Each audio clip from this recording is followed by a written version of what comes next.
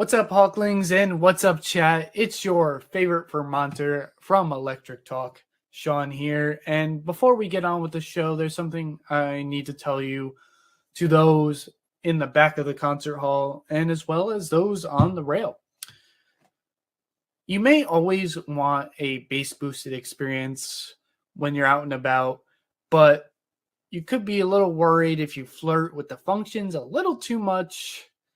You may hurt one of your most important senses, your hearing.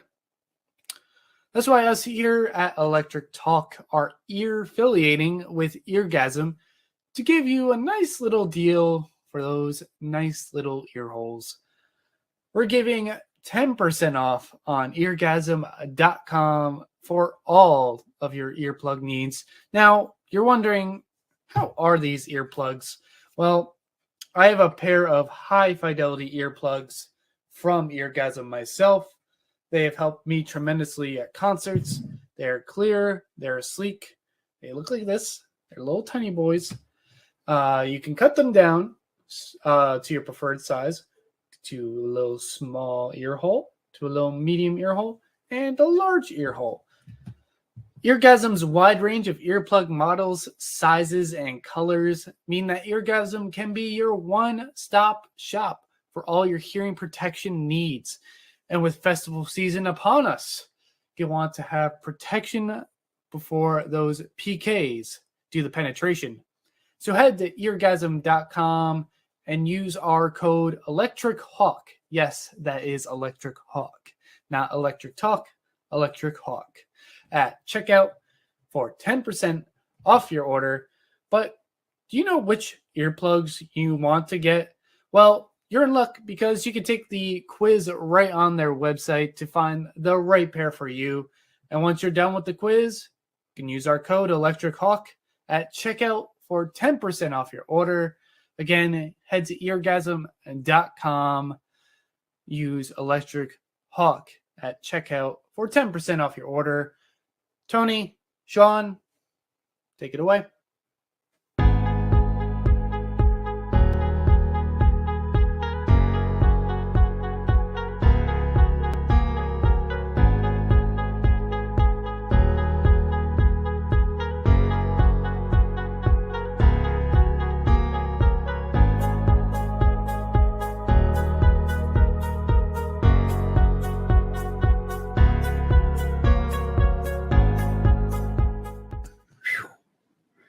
What's up, Hawklings? Today, for you, we have the relentless, the fearless, the talented artist by the name of William Black on the show today. What an intro. Thank you so much. You're welcome. Thanks for being on the show, man. Yeah, thank you for having me. So we're going to talk about your new album Pieces. We're going to talk about the tour coming up.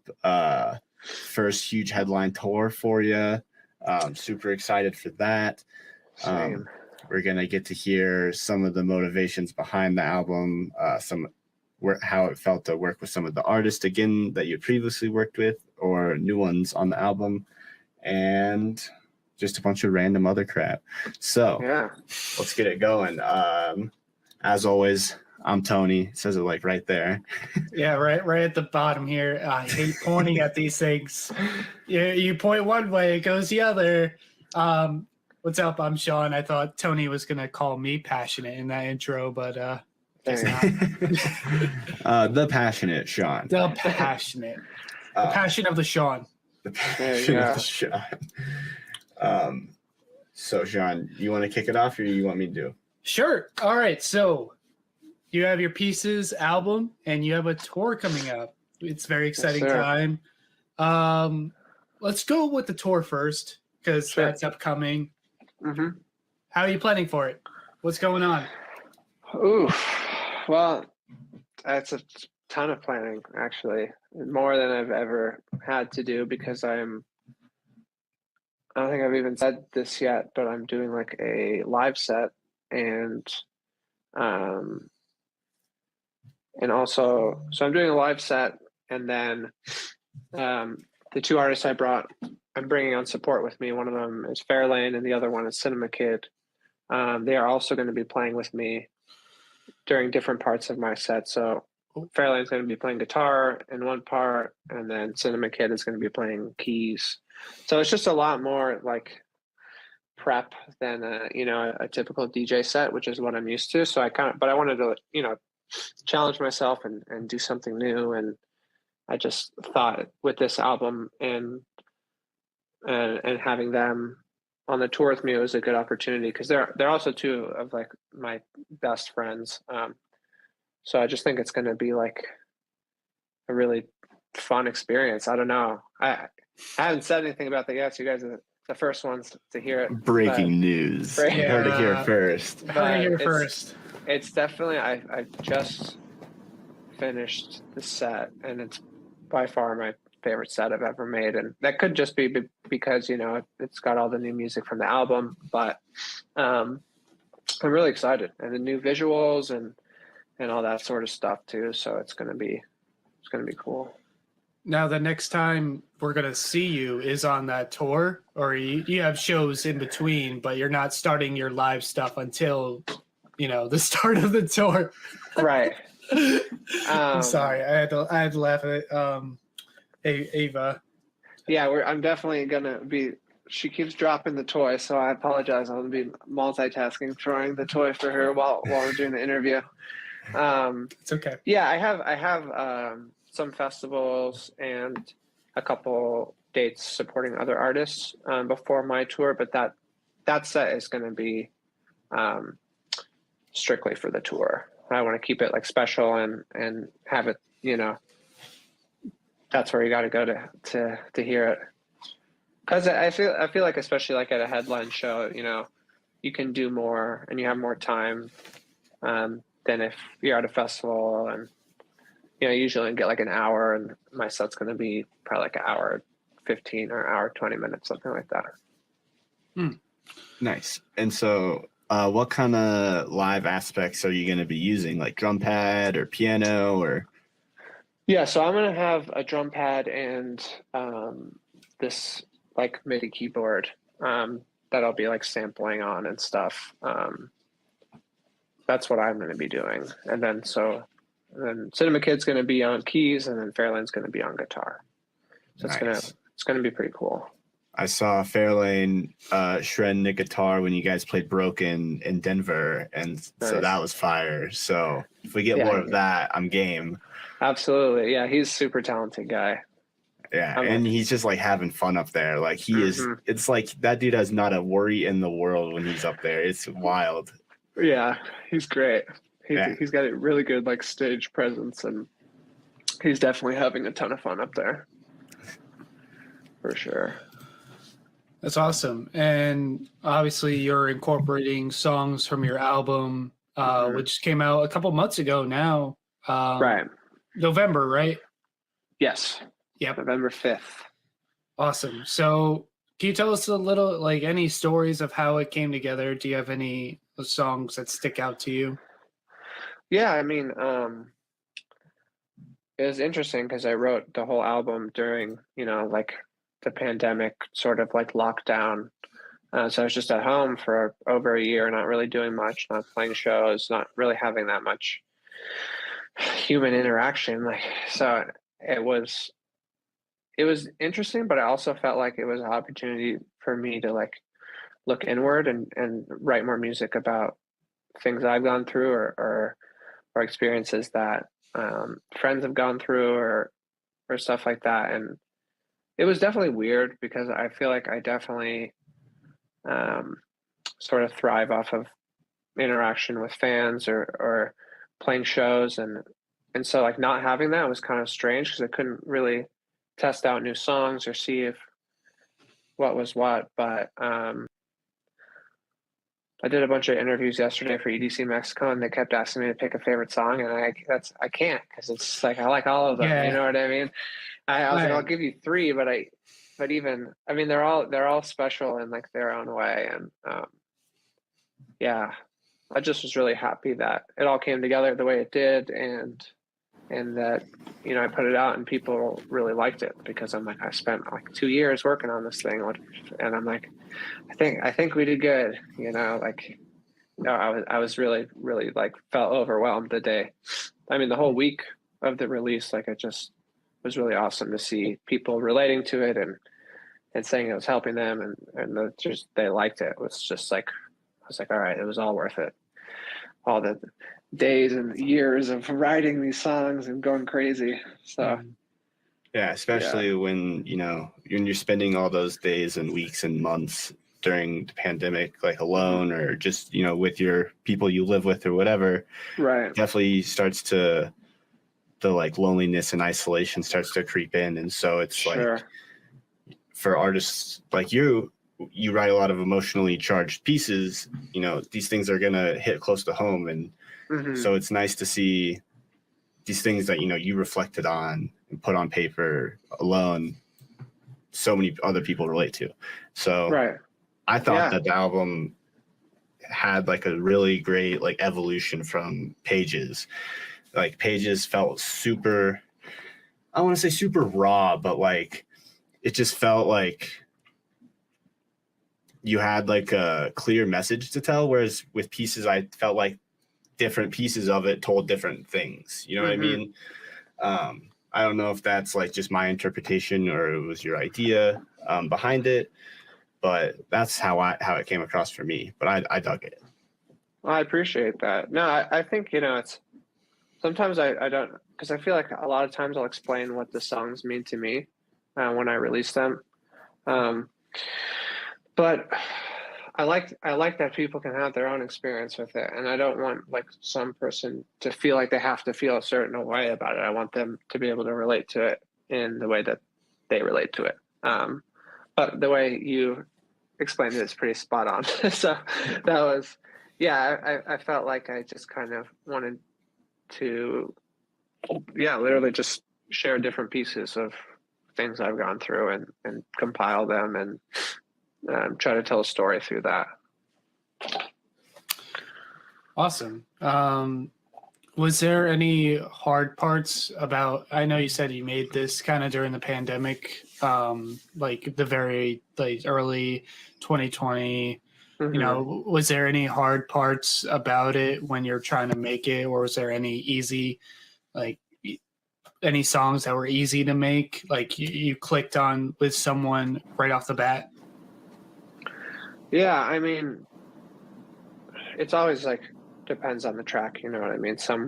I think the hardest part of it was like not being able to get in the room with singers and songwriters. I was doing a lot of Zoom sessions, and that was interesting. But some of them came together pretty fast, and then others not so much. I feel like it was just, I think the hardest part for me was getting the album being done and then just having to wait to put it out, you know, because I was like, I didn't get to tour Pages. I had a whole tour planned, but it would, you know, the pandemic happened, and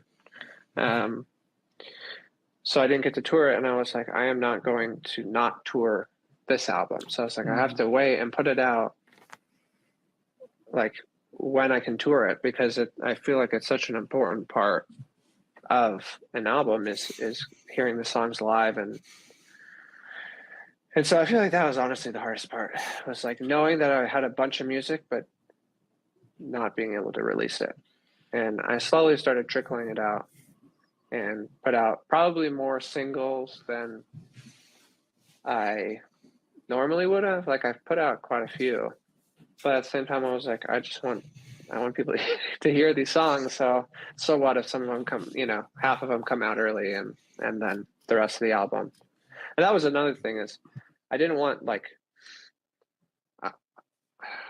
it's hard. I feel like a lot of times artists like put out all the like strong or like pop leaning songs as singles, and then put the album out, and then, you know, maybe it's not as exciting. I felt like I wanted to save a lot of my favorite tracks for the album. That way when it comes out, like, it's not just a bunch of album filler tracks or something. It's like, you could tell that all the ones on the album were special as well.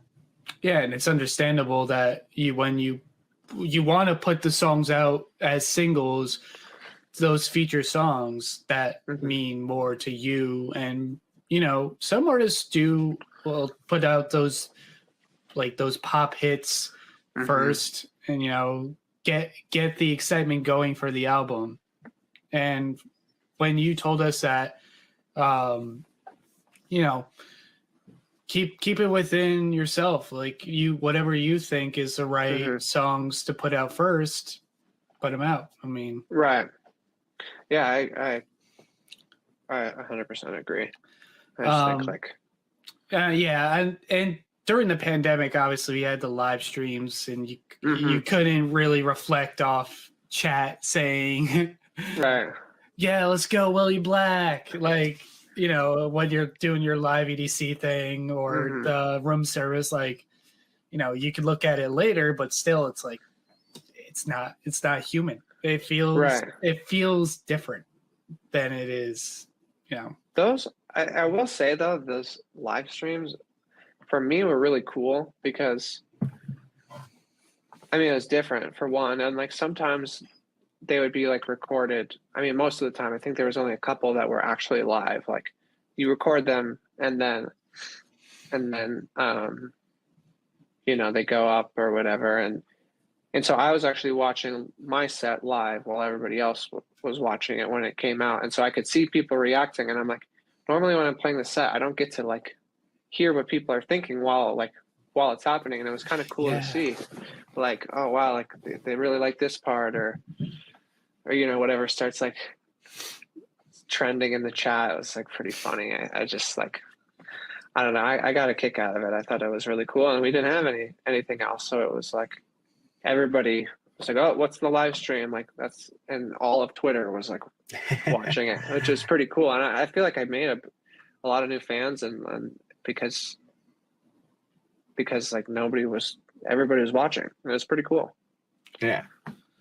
That's an awesome point of view, the way to think of it, that, you know, you're in there with the fans. You're thinking along with them, how is this set? Yeah. Yeah, or you see when people are like, ID, and you're like, I dropped that song like 7 years ago. Like, fake fans, what the fuck? I'm like, what song is this? I'm like, it's my song. You're like, unreleased, and you're like, nah. It's been out for a while, but that's okay. Well, yeah, I mean, the live stream whole landscape it turned out to be super cool. Like, I mean, we get to see like Pascal and like weird outfits, like acting all goofy to people, and like we get to see like full screen visuals, like overlaid the DJ, like just, you know, a lot of new things that we get to check out. It was cool. So, I mean, no, sorry to cut you off, but like I did the like Beyond Wonderland virtual rave-a-thon. And that was like the first Insomniac thing I ever did. Like, I had never played one of their festivals before. I just got to do the rave-a-thon. And I grew up going to Insomniac festivals like in high school. And like, so like I remember one of my like best friends who I used to go to raves with back in the day, like texted me, and he was like, dude, you're playing like a private show for Pasquale right now. Like, that's crazy. I'm like, I know, it's so trippy. It's just like me and him. And he's just dancing. I'm like, this is interesting. He's singing along to your songs, and you're like, what? You're like, this is 2020 for you. But it was really cool. I was like really stoked about all that. That's super cool. We love full circles here. Like, that is like what I'm all about. Slap. Yeah. By the way. So I want to start to kind of throw it back and start talking about some things further past Beyond Wonderland Rave-a-thon and the pandemic. So I want to go back, and you have a bunch of super cool remixes from earlier when you started. A lot of producers do. Do you have like a favorite one that you think about? Like, you're like, oh, I really like was ahead of my time in that one, or is there one where you're like, this has not aged well at all? Oh man, I did a lot of remixes. I don't want to like pick one that like is my favorite, but I feel like the first I did like a bootleg remix, or there was a remix competition for Flux Pavilion and Matthew Cumma's song Emotional, and I did it. I entered and I put it up on SoundCloud, and I didn't win, but Gareth Emery played it in his like podcast. And I'm like, I come from like the trance. I was a big trance kid, and he was one of my favorite DJs. And so that was like, I was so stoked. I had no artist supporting my music then. And then from that, he asked me to remix one of the songs off of his album. And that remix did really well. And I felt like I started kind of picking up some steam after that. So it's interesting how like one thing led to another. But I feel like doing those remixes was fun because, you know, it's like emotional and like vocal driven music. When you're first starting out, I think it can be really hard to get in touch and also work with like established and good songwriters. So you want to write these cool epic songs, but maybe you don't have the capacity to have like a vocal that can complement that. So doing remixes is really good because you can just put your vibe on a song that's already out and sort of start growing a fan base. And then from there, the more you grow, the easier it's going to be for you to like work with songwriters and singers. Mm-hmm. And like working through the stems to like I guess through Flux Pavilion song, you know, how was it like tinkering with like you? I mean, I guess in remix competitions, I don't know this personally, but you know, you'll work through the stems of the song. Yeah. You know, I know emotional goes like, and you're emotional, and then it drops out. Right. You know, how's it working through stems that you like, probably drums or other synths that you've never heard of. How do you retool that and make it your own? It depends. I mean, on that remix, I just kept the chord progression and the vocal, and then I kind of messed with the vocal chop that he had. But it was cool. I mean, I feel like even still, like I'll get stems or something and I'll just kind of listen through to see like what an artist did and learn from that even. Just be like, oh, that's really cool. Like I wouldn't have thought to do that with the drums or whatever it may be. But I feel like a lot of times in remixes, especially recently, I just like use the vocal and then that's it, I think it's like a case by case basis. Yeah, that makes sense. And so when you did those remixes, like, was that 6 years ago or longer than that? I don't know. It's something like, it's like 5 to 7, I think. Probably, I want to say it was 2016. Okay. So it's been like 5 years or 6 I think years. that's when that song came out. And so did you feel like when you were making those remixes, did you feel like confident in your ability to make those? Or were you like kind of on the fence? I don't really know what the hell I'm doing. I'm kind of just like messing around and somehow I made something cool. I think the Emotional remix was the first track I made where I was like, this actually sounds pretty good. And I still had like a doubts in my mind about it because it just comes with being an artist. So I was like, is this good? Blah, blah, blah. And then I sent it to my friend and he was like, this is good. Put it out. And I was like, okay. And even still, like, it's 6 years old and I listened to it like not that long ago and I was like, I made worse music after this song. You know what I mean? Like it didn't, like that one was great. And then I felt like I made some things that like weren't as cool. So I don't know. It's pretty trippy. Like I can like see that as like the turning point in like my career as a musician, which is dope. Because I was always such a big fan of Fox Pavilion too. Yeah. Shout out to that friend for just like texting you back and like not leaving any shadow of a doubt and just being like, do it, dude. Well, that's fucking. Oh shoot! Should I not curse? No, you're all good. Okay, it's Cinema Kid. So he used to go by Virtue, and he had a 7 Lines remix, I think. He did. Mm-hmm. Yeah. He's my best friend, and so he's hasn't been doing an artist project for a few years, but now he's starting a new one. But yeah, him and I have been working on music together for like 8-9 years or something. We're not getting old. I know. I was like, oh, it's been like 5 years that we met at Icon Collective in 2013. Oh, nice. And we just, but so he helps me on my music and like we just share ideas back and forth. It's really nice to have like those people you can be like, all right, what do you think? Be honest with me. What should I do? And they're like, do this or whatever. And so it's hard. It's nice. It's like if you're just in your like echo chamber, you can have a lot of self-doubt. Definitely.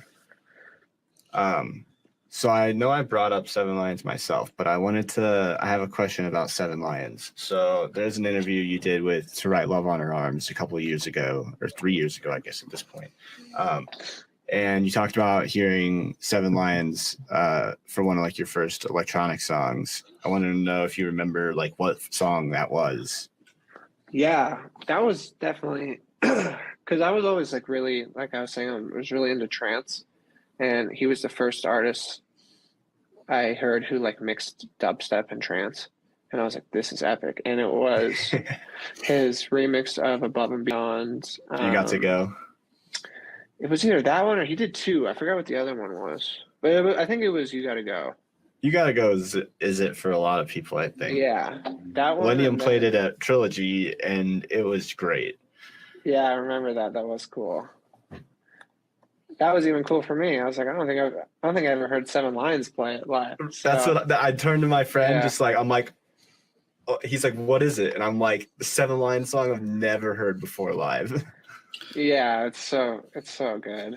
I've never seen 7 Lines before, except what's their trio? The trance trio that Abraxas. they do? Abraxas. That I've seen Abraxas at Electric Forest, and I've never seen 7 Lines. So, Yeah. but okay. yeah, The other one, you'll get to see him one day. I'll see. The other one was On My Way to Heaven. That's the other remix he did. I feel like I found those two, and yeah, those are great songs. Even still, they sound great. Yeah.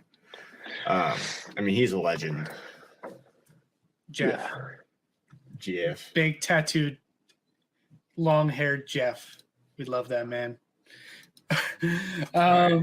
Yeah, no, enough about Jeff. We're on to William Black here. I want to ask, with the album, you have a lot of vocalists. How do you find? What's the process of finding the right vocalist for your songs? I mean, it depends on the song for sure, but sometimes it's as simple as like a songwriter or a singer reaching out and sending me a vocal, and I really can relate to it or whatever, and I just started from. I take the vocal and I write around it, or I'm in the studio or in a session with a singer, and then we write it together. Or not so much anymore. I don't really do like the writing the instrumental and then trying to get vocals on it. I feel like it's easier when you're in the room together. But I don't think I have like a set in stone way to go about that. I think it just kind of happens naturally. So it's just like a process of like whatever you find in your your song creation, and you like, would you just like plug in a vocal, see if that works? I mean, there's obviously different ways people sing, but no, I mean, usually I'll write just like a chord progression, and then we'll kind of just keep that on loop, and then start writing lyrics about whatever we want it to be about. That way it's kind of, I find it's hard to try to like write vocals to an already finished instrumental. And it just sometimes doesn't feel as natural. Yeah, that's understandable. At least for me. Maybe it works for some people, but it's tougher for me because it's hard for me to just write music with no vocals. Yeah. I don't know. It doesn't feel like there's as much. It's not as exciting for me anymore. I mean, they're just. I think when I discovered like dubstep music first, I was like, huh, it's just robot noises. Let me see if there's any people singing over these robot noises. And then I like discovered Skrillex, and then Sure. I mean, Yeah. It comes like you would never hear a melodic like vocalist over a tune 10 years ago, but now you would. So Yeah. Now maybe 20 years, but Yeah, let's call it 20. who's counting? Yeah. I mean, yeah, there's some. I felt like I always tended to lean to the like more pretty melodic tracks, even in dubstep or whatever. Just, and don't get me wrong, like I went to tons of Excision shows when I was growing up, but I still really, and it's funny because I listen back to like old music I used to like and still like, but I was like, I always liked the more melodic, like vocal driven stuff. I like just like the catchy melodies, and it's just pretty and euphoric. I don't know, because there's a lot of people doing that. Mm-hmm. I felt like, especially when dubstep first started, it was a lot more like melodic. Yeah. Yeah, I would say so. We listened to a lot of trap back in the day in 2016 high school days, just remixes all day. Yeah, Seven Yeah. Lions is to trans kids, as RL Grime is to hip hop kids. Yep. Yeah. So I got one question about a song off of Pages, and Pages. Okay. you can pass on it if you want, but Sure. I want to know how come I've never seen you play Dying Day live. Is that something that you like decided on, like I'm not playing it live, or? Oh no. I mean, I was gonna play it on the Pages tour, but to just be like 100% honest, it's not an easy song to fit in my set, and I could never like find a way to fit it in my set where it sounded good. That's Gotcha. about. I don't think I've ever played it live. That's Maybe what I was gonna have. say. My roommate was like, "Do you have any questions?" And he's like, "Ask him why we haven't heard him play Dying Day out of like the last 8 times we've seen him." Oh, and sorry. he was. I mean, no, it's all good. I mean, it's your set, it's your choice, man. But For those who want to know, now you know. yeah. There's a couple of songs like that. I mean, I played. I have an older song called "Hallucinate" that I think I played one time or twice, maybe.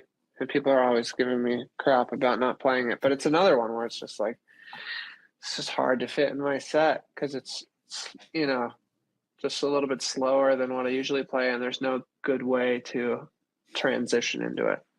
But I figured out how to get every song from my new album into the set, and it sounded good. So Nice. I will not be. We'll have to will check not that be, out. Yeah, should be Mhm. good. Oh, you got it, Tony. I'm pointing this way now. So- I got to point towards the door to point towards you. So we'll pivot from electronic music and William Black's Alright. pieces, and we'll throw it back to even possibly before the trance and excision days. And so I want to talk about like Blink-182 and Sum 41 and Linkin Park. Sure. And I want to know if you have any, like, did you ever see them live, or who showed you them, or favorite song or album? Yeah, and I love all those bands. My friend Tito in 1st or 2nd grade showed me Linkin Park, and I was like, man, what is this? And I like went home and I couldn't remember the name, and my sister's friend like burned me their CD, which was Hybrid Theory, which is still one of my favorite albums of all time.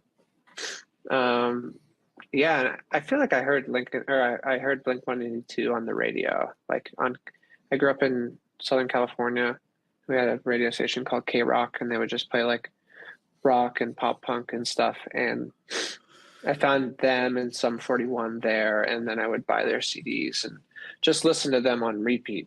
I listened to the whole album and then start it over and listen to it again.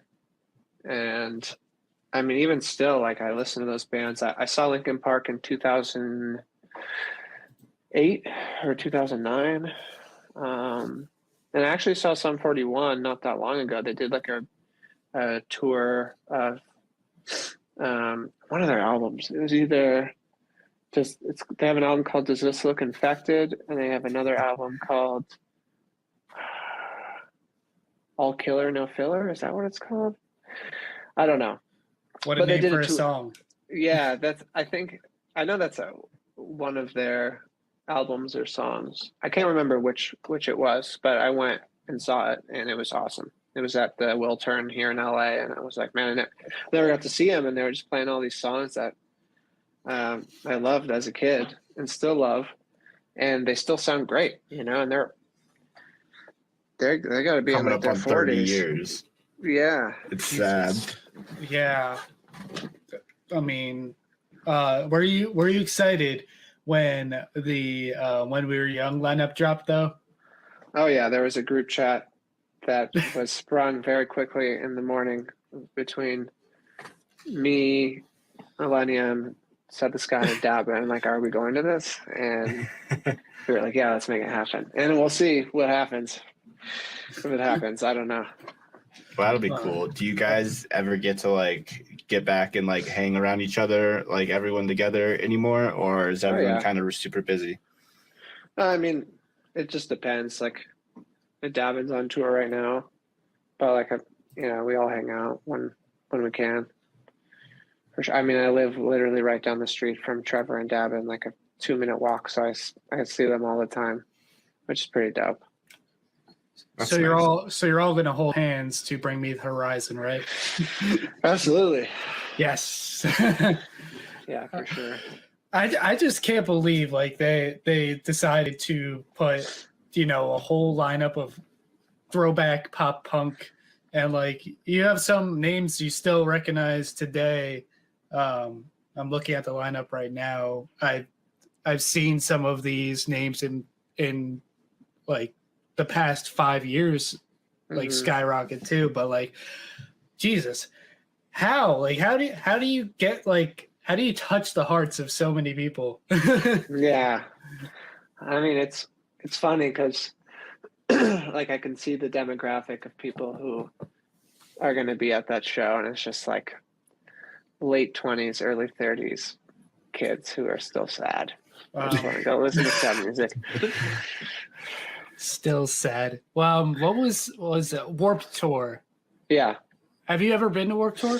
I never went to Warped Tour, which I'm pretty bummed about because I think I would have had a great time. But I feel like I didn't have that many friends growing up who like the same kind of music as me, so I didn't really have anybody to go with. Sorry. Yeah. But in high school, I had a lot of friends who wanted to go to raves, so I got to go do that. Tony, have you been to Warped Tour? I went to Warped Tour 1 or 2 times with my cousin, and I just remember there being so many people, and we were like 14 or 15, and she went crowd surfing and like got lost. She was like one of those girls that would like wouldn't even be like drunk or anything, like never even drank alcohol at that point probably, and she still like get lost and like not know where she was, or like not be able to like meet back up at the meetup spot. So that's all I like really remember. I don't remember like even who played. Like I think Blink-182 was there, and like that's all I remember. Sick. Did they? I don't know if they're still going, but no. They're not going. Okay, because I don't think so. I think they did something where they like did like Warped Tour like reimagined or something for like one event, but I could be wrong. 25 years. Wow. Their 25-year anniversary. Yeah. Sorry, I didn't mean to. I was just like looking up this stuff. I'm like, wow. Oh no, you're good. I'm the same way. I was like, oh, I have to know now. Yeah. When that was.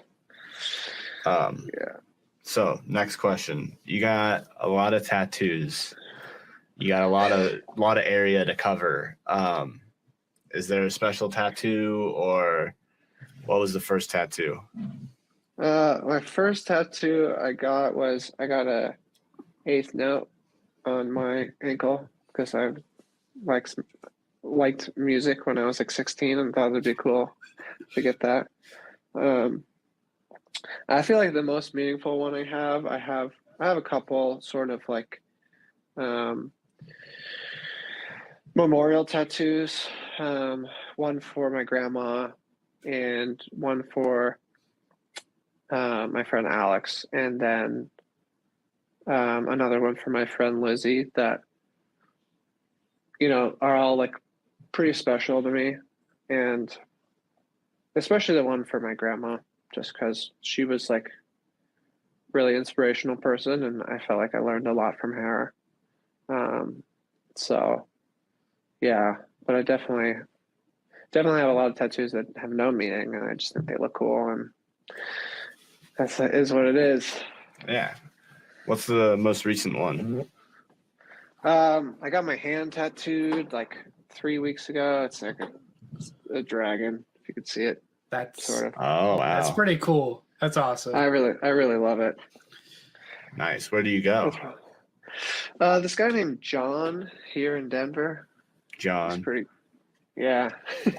We love our 4-letter names. His Instagram is JAWNTON. He's got awesome work. He does really cool tattoos. Yeah, let me just fly out to him real quick. Yeah, it's worth it. I bet. I followed this tattoo guy out in Salt Lake City, Winnie the J-Roo. I don't know if you guys have heard him, but he just like makes TikToks of his tattoos. They look amazing. Like they're like ultra realistic tattoos. There we go. We almost lost you for a second. Hear us, Will? I can't hear you guys at all. You can't hear us? Uh-oh. Can you guys hear me? Yeah, we can hear you. We can hear you. Uh-oh. Well, my dad called me and he screwed the whole thing up. Oh, it's all good. Yeah, it's all right. Hey, we'll keep this in. We'll probably rank some fruit while you're gone. But now there we go. Back to 2. No, it's time to break out the fruit. Break out the fruit. Hold on, give me 1 second. We're breaking out the fruit. Sharing screen. It's all good. William Black will be back. We didn't scare him off, hopefully. No, we definitely did. Bringing out the fruit. Give me 1 second with this. Bring out the fruit. There we go. Sorry, guys. Can you hear us? We're just bringing out the fruit right now. Yeah. It's your time to shine, Will. It's your time to shine. We're just gonna rank fruit real quick because we thought you were gone, but you're back now. I'm back. My dad called me and then I couldn't hear anything after that. It's okay. Earpods. Can you see this? I can. Okay. So we got green, everything from green apples to white currants. I'll list them off for you, and then I'll drop it into the tiers S, A, B, C, D, or I've never had this. What's a S? S is like top supreme. Oh. Like you love. It's like League of Legends terminology. Yeah. And D is like the fruit you do not want. So I'll list them off. Green apple. Let's go B. Okay. Red apple. You throw it in there with B. Okay. Oh, we got equal apple. All apples are created equal. All apples are created equal. We'll see when we get to the grapes. Sorry. Apricots. Put that in D. I'm not a big apricot guy. Avocado. Oh, you gotta put that in S, dude. Come on. S tier. Wow. Banana. S. I love bananas. Blackberry. C. I agree. Black currant. Never had that. Never had that. Yeah, I've never heard of it. Me neither. Blueberries. You put that at C. Wow. Sorry, guys. we got a blueberry hater. A big blueberry guy. Oh, cantaloupe. You can put that at D. Yes. Ew, boo. Garbage fruit. Coconut. Bad melons. Coconut. C, I guess. I'm not a big coconut guy, but Man. Cherry.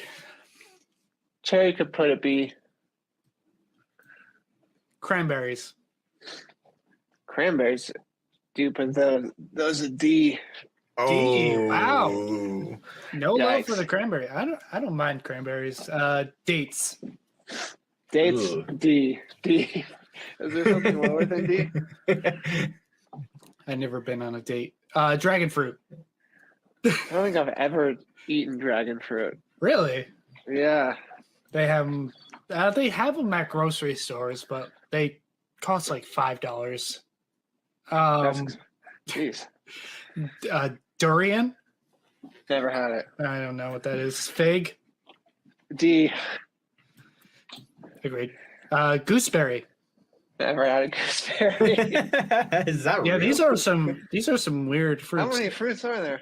There's Is this all of them? This is probably Every all the fruit. fruits ever. I don't know. Grapefruit. I'm not a big grapefruit guy, so I could put those at D. Red grapes. Red grapes put those at A. Ooh. I love grapes. White grapes or green Put this at- grapes. all grapes are the same for me. But grapes are better than apples, apparently. Yeah, Kiwis. Facts. Kiwi, you It's could the put explosion of flavor. You could put a kiwi at C. Kiwi, let's see. Okay. Lemon. Well, here's the thing: is I don't eat lemons, but No, I we put don't. lemon on a lot of things. So I'm gonna actually put lemon at B because it's good, but you can't eat a lemon on its own. Same thing with lime. I can put lime at C though. I don't really like limes too much. Ooh. Not a big lime guy over here. No lime with the tacos. Lychee. I don't think I've ever heard of this. I've had lychee flavored things, but I've never had like a straight up lychee. So Never had it. Mango? Mango. I put those up at A. Mango time. Nectarine. Those can also go to A. Okay. Same with orange. Put those Orange up up in A. What about papaya? there. You can put those at C. Is that passion fruit is next? Passion fruit. I don't know if I've ever eaten passion fruit. Have you had passion fruit juice? Yeah, passion fruit juice is great. All right, does that count? Yeah, I mean you can still. It's like not the fruit. Let's put it B. Okay. Oh, that's A. We'll It's put passion fruit. B. Peach put it A. Because here's the thing: is you can get a really good peach, but it's hit or miss. And if you get a bad peach, You're not gonna try another peach for a while. that's true. Is that next one pear? Pear. Put that at S. I'm a big pear guy. Oh, Pears are Yeah. dang. So Big here's pear. the thing. I don't know. My grandma always gave me pears when I was a kid, and they were always perfect. And they just became like one of my favorite fruits. that's awesome. They're So so what are the good. chances that we have pages, pieces, and like Pears? pears? No, Nah, come The- on. the next album will not be a P name. We're not pushing P? No, We're not pushing. P. We're not pushing P. Damn it. Damn, Just I for was now. pushing. I guess I was been pushing P before Gona. So We may not be pushing P, but are we pushing persimmon? no, No. sorry. Have you ever had it? Yeah, but I'm not big on those. Pineapple though. Pineapple, you better put it S. Yeah, that's a premier fruit right there. Plum. Plum are also S. S. Oh, whoa. Yeah, I might be weird when it comes. I'm weird when it comes to food in general, though. So No, it's that's just okay. the way it is. I hate No. beans, so I hate beans too. let's go. No, And I work. No, with you a don't group- understand. It's like a inside joke with all my friends how much I hate beans. Like they'll just buy me beans for no reason, like a can of beans, and put it in my backpack. I hate them. You show up, someone changed your rider, just like all beans. Well, here's what happened. One time I ordered a burrito from a taco truck. My friend ordered a burrito first, and I said, I'll get the same thing, just no beans. Yeah. And he goes, but it's not the same thing. And I'm like, whatever, dude, just give me the burrito. And we get back to his apartment, and the only thing in my burrito was beans. It was Oh just my beans God, and a no tortilla. way. And even that guy was in on it. Oh my god! know. I would not. I would start throwing cans because the texture of beans Can't are do the it. worst. Are the worst. Oh my I love talking shit about beans. Me too. I can't eat them. All right. It's been a great episode. Thanks for hopping in, man. Tony. Beans. Beans. No. All right. Let's move on. We got a couple more. Pomegranate. Pomegranate. D. D. Yeah. I would agree. Never Pomelo. heard of it. Yeah, I never heard of it. Never had it. Raspberry. Raspberry, you could put it A. I like raspberries, but Like the black currants, red currants. never heard of it. Yep, never heard of it either. They're really Starfruit. trying to push Starfruit, I've red never currants. had. I never had. I've heard of it. I've Thank heard you of to it. Thank you to Kingdom Hearts. I've heard of The it. strawberries. Strawberries. Yes. S. S immediately. I agree. Tangerine. S. Awesome. I mean, easy. Isn't pairing it with the nectarines or oranges. Watermelon is S. Honeydew. D. Yep. I'm putting it next to cantaloupe. Yeah. Yeah. Screw melons. Asian pear. I mean, I don't. Oh, I have had those. S. Okay. I don't know if they look like an pear. shout out to all the pears, but they look like apples. Have you guys never seen that Rick Ross interview? Yep. Shout out all the pear. Shout out all the pears. That's like the OG Vine days. I know. That's me right there. He's like, I mean pears and shit. Shout out all the pears. I'm That's quoting. like on the same level of like, it's just Mountain Dew, baby, or Just Mountain Dew. I don't know if I've seen that one. I feel like no, it's Shaun White when he does the interview and he's talking about getting drinks on the airplane from the stewardesses, and the lady doing the interview on ABC is like, "What, Sean? You're 17. You can't have drinks." And he's like, "We're talking about Mountain Dew, baby." that's so good. All right, we're close to the end here, and then we'll continue Guava? with the podcast. Guava. C. C. Blood orange. I mean, I had a blood orange soda yesterday. Let's put that at B. No.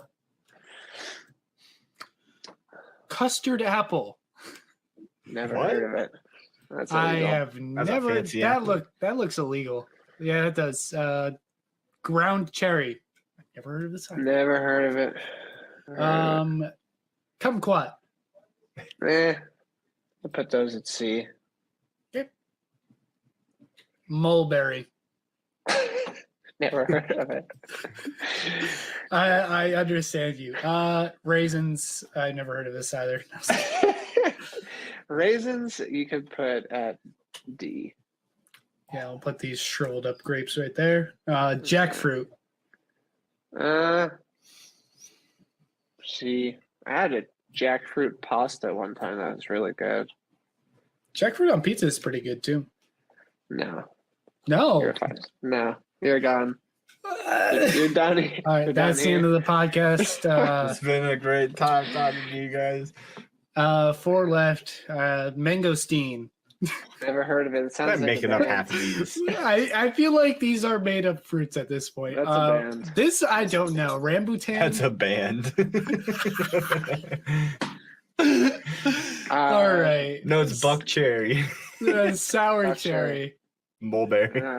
I never heard of a sour cherry. I guess there is Mulberry Mountain. And guess that one's real. white currant. I'll put this with black and red currant because you never heard it.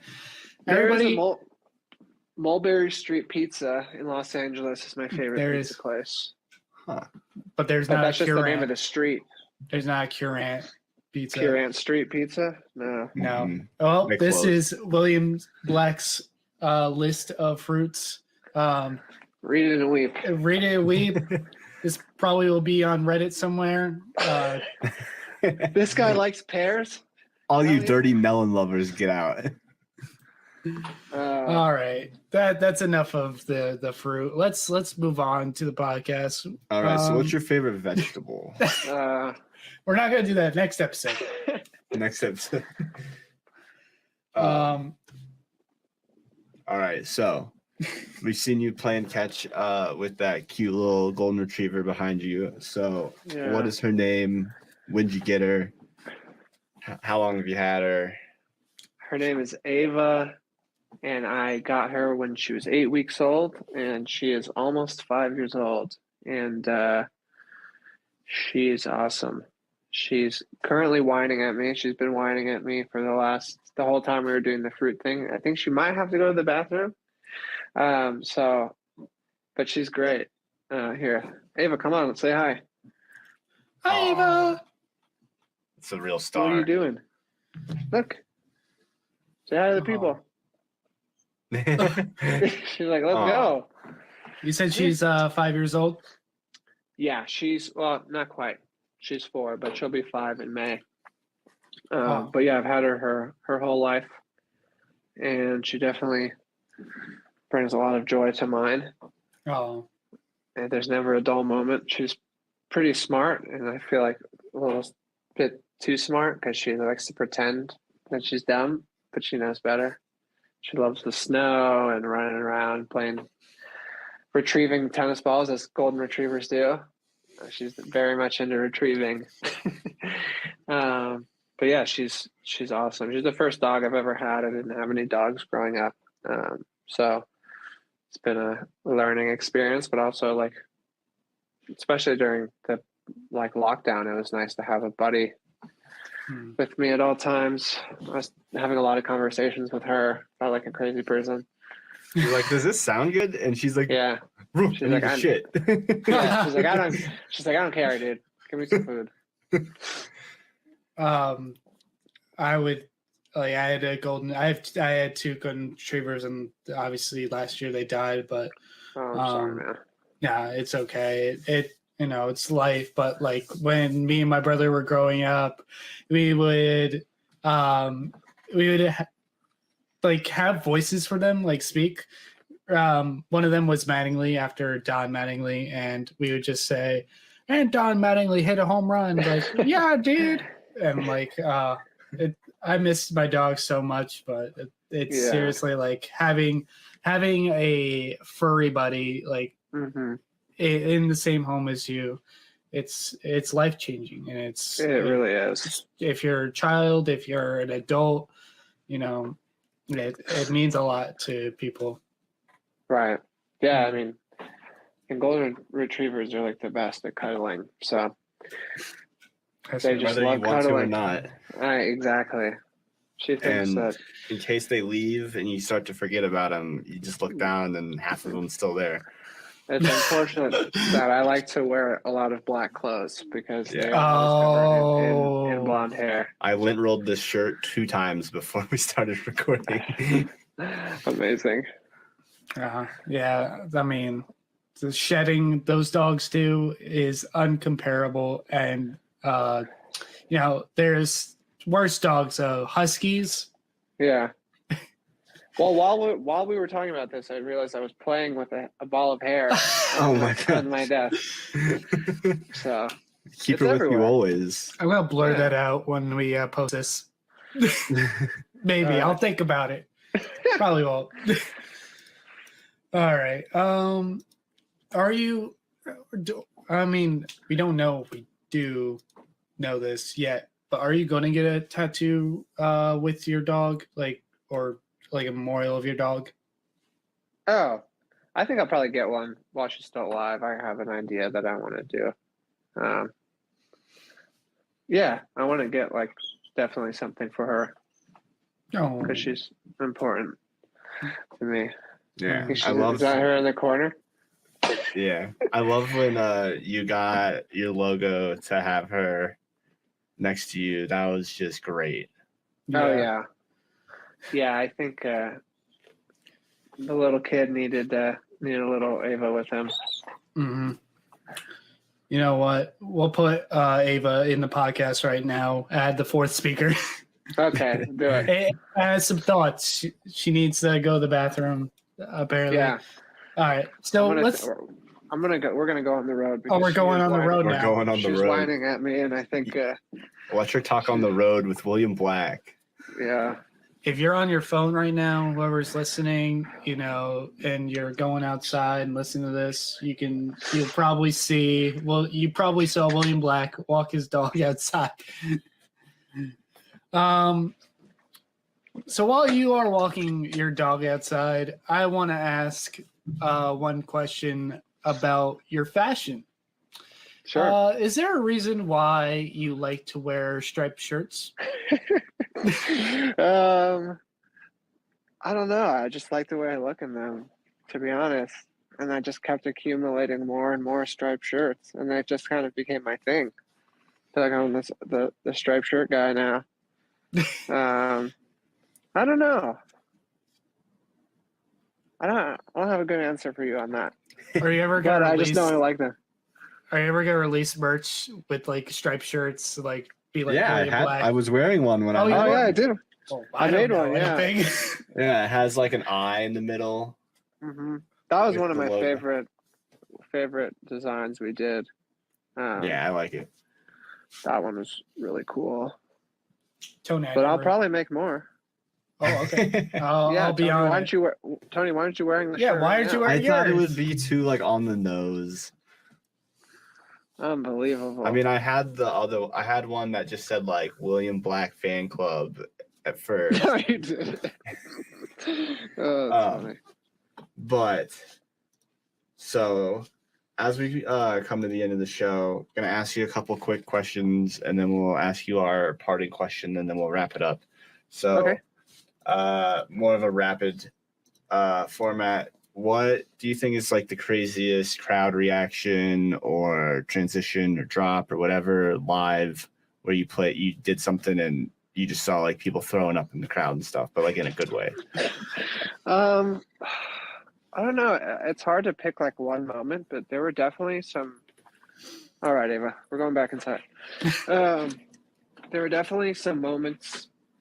I mean, there's been a lot of different moments, but I feel like the ones that kind of stuck out to me were when I was on tour with Millennium for the Ascend tour. A few of those shows were just absolutely insane, and one of them was in Montreal. I never played there before. I'd heard it was a crazy crowd, and I was opening that whole tour. And so, sometimes there would be a decent amount of people, sometimes there wouldn't. And I went out there and it was just packed already. And I came on stage, and I guarantee you that 90% of people out there had no idea who I was. But the screams that came just from me starting to play music I was just smiling the whole time. It was wild. It was really crazy. That was Place Bell, right? Yeah. Yeah, I know about that place. It was pretty cool. Who did I see up there? I don't remember who I saw when I was in school up there, but Montreal, they may speak a different language than us. Right. They know a lot about electronic music, and they'll show out for people. Mm-hmm. Yeah, that was crazy. Actually, just today, it got announced, but I'm playing in Montreal with Slander in like March, so that'll be fun. It's at Tellus. MT. I can't pronounce that. I've never been to there. I live along the border between Vermont guy over here. Mm-hmm.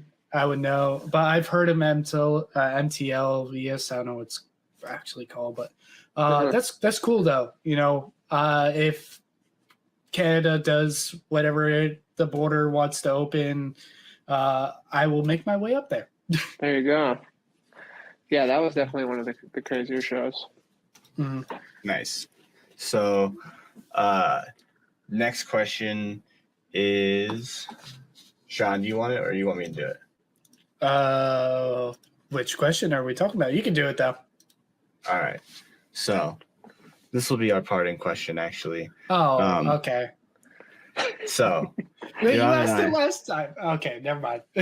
Oh, okay. So you're on an island, and instead of only bringing 3 things with you, you have like an iPod, and you can only have 3 live sets or albums or songs or mixes. What would your 3 be?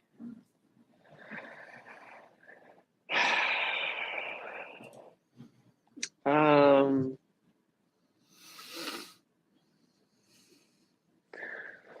that's a hard question.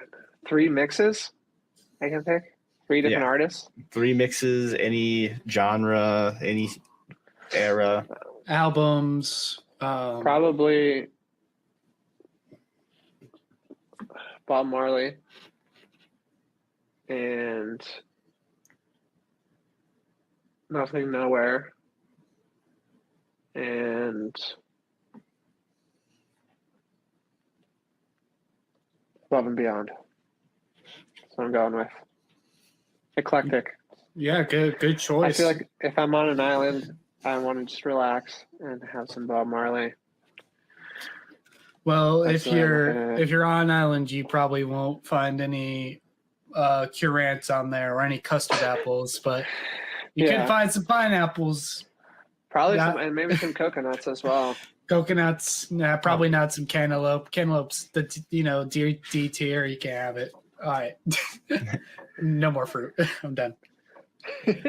Well, it's some good answers. It was a blast having you on, man. Thank you for having me. Love pages, love pieces, love all you do. Hopefully catch you on tour. Everyone listening should go buy tickets to the tour, especially if you're in Montreal, so you can go scream for William Black I will. with opening for Slander. But super pumped you have a headlining tour, man. Thank you. I know Me this has too. been a while coming. I remember talking to you at Lost Lands, like in that middle rail area in like 2019. Pages had just come out, and you were like so stoked to go tour it. Right. Like, all this stuff, and I know that it seems like maybe the universe was working against you, but I'm glad that you took it in stride and you toughed it out. Yeah, I appreciate that. I was just like, if I can't do this one, we're going to do the next one, and that's okay. Sometimes, you never have control over anything, and you just got to kind of roll with the punches. Yeah, sometimes good things fall apart. You just Oh, gotta hope man. that it's the William Black remix. Yeah, I'm ending Well, this. that was nice then. Yeah. But appreciate you, man. Thanks for coming on the show. Is there Yeah, thanks for anything having me. that you want to leave the people with?